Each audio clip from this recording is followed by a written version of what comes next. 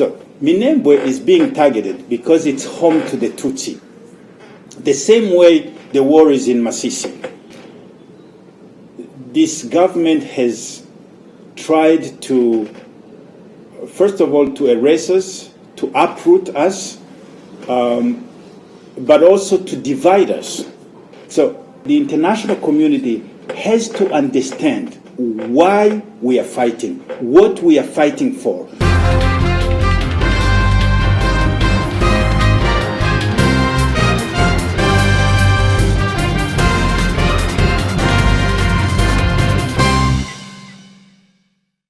Why Minembwe? First of all, Minembwe is not a mining zone, has no minerals, or at least none that are being exploited right now. Second, Minembwe is not industrialized, no infrastructure. There's no road in Minembwe. Small villages of people living off the land and off their cows. But these people have been a target of the government for so long. Because Minembwe is home to a community of people that are unwanted, untolerated, that whose citizenship is quote-unquote questionable. And they would like to send them back to where they came from, even though they've lived there for more than 300 years. And the reason why Minembwe is being attacked is the core, the root cause of this conflict for the last 30 years. We have been targeted for who we are, for our ethnicity, our language, our appearance. Today we are talking about this war in Minembwe that has lasted 9 years and that has left an entire community paralyzed. However, this did not start today. The FDL, AFDL war in 1996 was due to the same thing. The governor of South Kivu had issued 7 days for the Banyamulenge to leave the country. All the Banyamulenge. And at that point, we were not even scattered yet around the globe. A statement was issued that we were given 7 days to leave the country. And that's how the war started. We are victims of intolerance. We are victims of discrimination, rejection. We are actually fighting to belong to the Congolese society. And it's very sad that after 300 years and more, we are fighting to belong to the very society, the very fabric that we are part of, that we have built with the others. And so I lived in the US for 25 years, was educated there, worked there until recently. I did not come back because I just wanted to come back. I came back because there is a cause to fight for, because there is a future generations whose peace, security, identity, and citizenship we need to secure. If we don't secure that, I don't know what the purpose of our lives would be. So the international community has to understand why we are fighting, what we are fighting for, the causes, the root causes of this conflict, before they can judge on a specific incident, 1 or 2 incidents here and there. So Minembwe is being targeted because it's home to the Tutsi. The same way the war is in Masisi. But there's no war in Lubero, there's no war in Mwenga, there's no war in Luvunge, Kamanyola, and so on. This government has tried to first of all, to erase us, to uproot us, but also to divide us. This is something that we don't talk about more often. But in the past, they've tried to separate the Tutsis from the north and the Tutsis from the south. Every time one tries to fight for their rights, they will use the other one to crush them, and so on. And there has been a historical separation between those communities that suffered exactly the same problem. However, this time, historically, it has been the first time we have united both communities, the Tutsis from the north and the Tutsis from the south. And we have managed to make people understand that we are fighting for the same cause, that one will not be accepted without the other, because the reason why we are being rejected is the same. And that was the cause, the reason why Minembwe is being targeted. They are trying to say, hey, the Banyamulenge, we know you, we know what you're fighting for, and we can resolve your issue, but don't accept M23, don't accept the north, the Tutsi from the north, because they are fighting.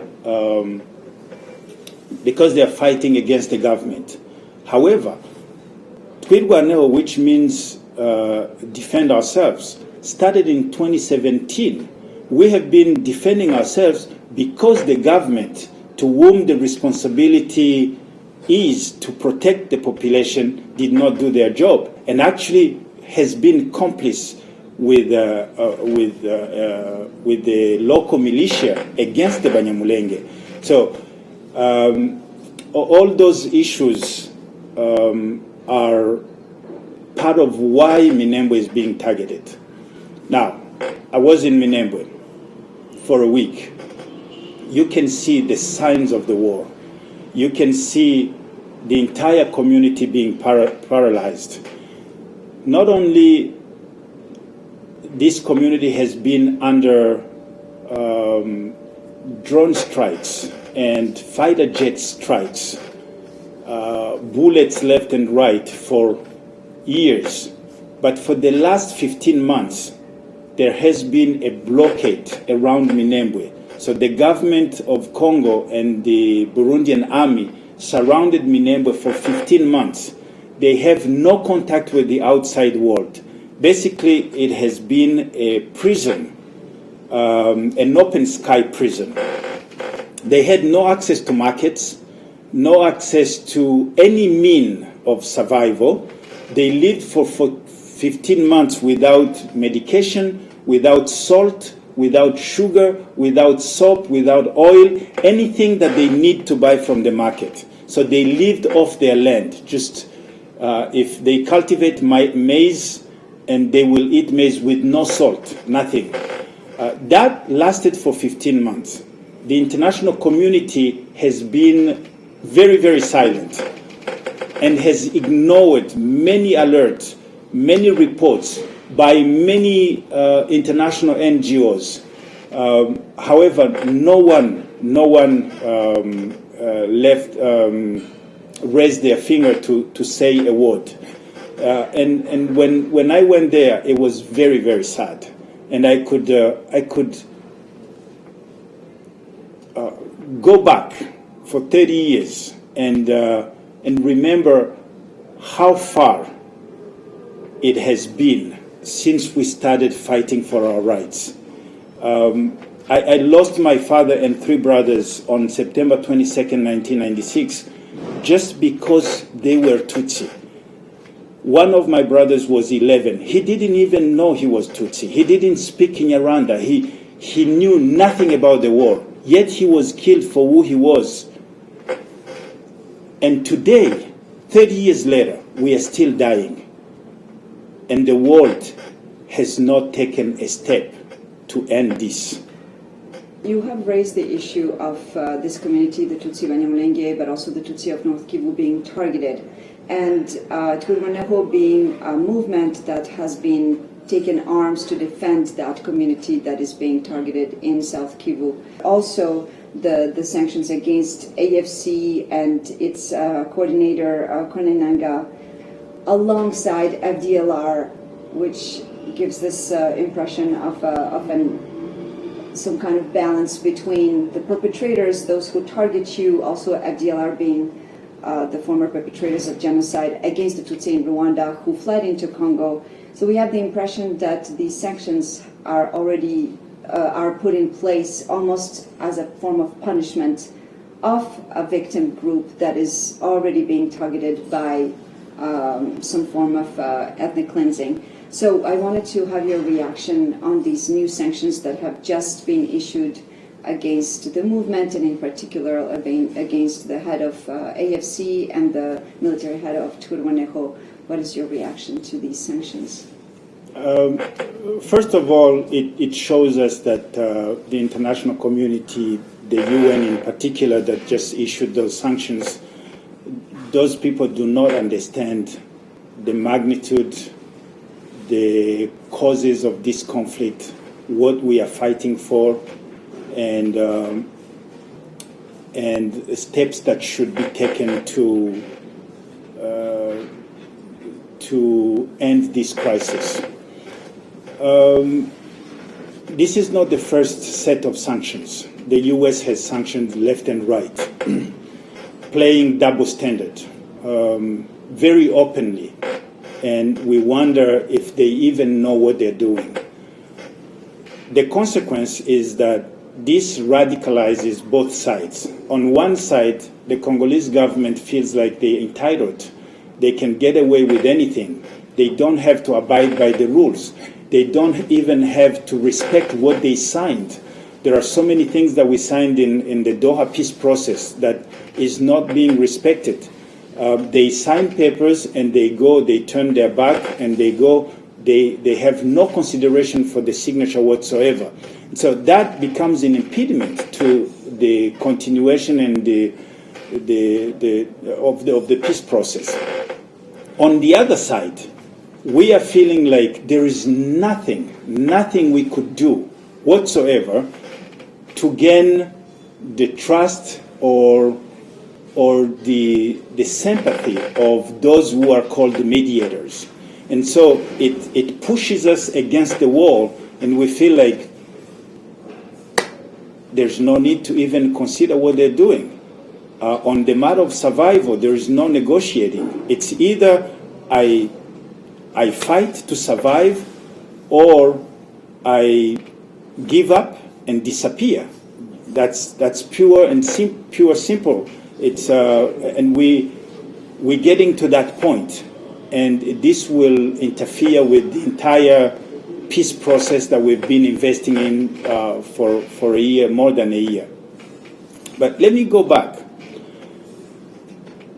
This community has suffered so long. There is more than 1 million refugees in neighboring countries, Congolese refugees. Most of them are Tutsi Banyamulenge and Tutsi from North Kivu, in Burundi, in Rwanda, in Uganda, and in Kenya. There are more than 40,000 Banyamulenge in the U.S., relocated by the U.S. government from refugee camps in Burundi, in Kenya, in Uganda, and in Rwanda. Why did they relocate those people? Because those people had nowhere else to go, because they were stateless, because they couldn't go back to their countries. Ignoring such a reality. And now those people are fighting for their rights to belong to the society that's theirs. They are fighting for their rights to their citizenship. They are fighting against discrimination and rejection on their own land. And you sanction them. Do you even know what you're doing? Are you trying to resolve the problem, or are you putting fuel in fire? So I don't understand, but they will, sooner or later they will understand they're making a mistake. For someone who is dying, these sanctions mean nothing. Nothing. They can multiply the sanctions, it will do nothing. We are fighting to survive, and we will survive by any means. Besides the refugee issues, and those refugees, by the way, let me add one thing. Those refugees have been there for more than 30 years. There are generations. The father who fled in 1995 or 1996, the kids who were born in refugee camp, who are now 30 years, they've been married, and they're having their own kids in the same refugee camp. So you have 3 generations of refugees in the same camp, and that means nothing to the international world or international community. I don't know how we should explain this, and we took weapons to fight because our voice could not be heard. For the government of Kinshasa, they only listen to guns. They don't listen to anything else. We did not wake up one morning and say, we want to fight, just by the desire and to fight. No. It's because other means have yielded no results whatsoever, and we went back to what they can, what the language they can understand. So besides the refugee camp, in Minembwe, they have burned more than 350 villages. More than 600,000 cows have been looted. Thousands of people have died, including my family. And when we try to claim our rights, not the rights to hold public offices or to be part of the government, no. Fundamental rights, the right to survive, the right to exist, the right to be and to be called citizens of the country that we call ours. People are sanctioning us.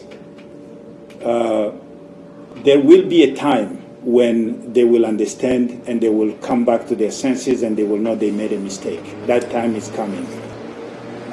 How do you explain that only your side is being sanctioned, the side of the victims, since the Tutsi Banyamulenge are targeted in Minembwe, but also the Tutsi from North Kivu?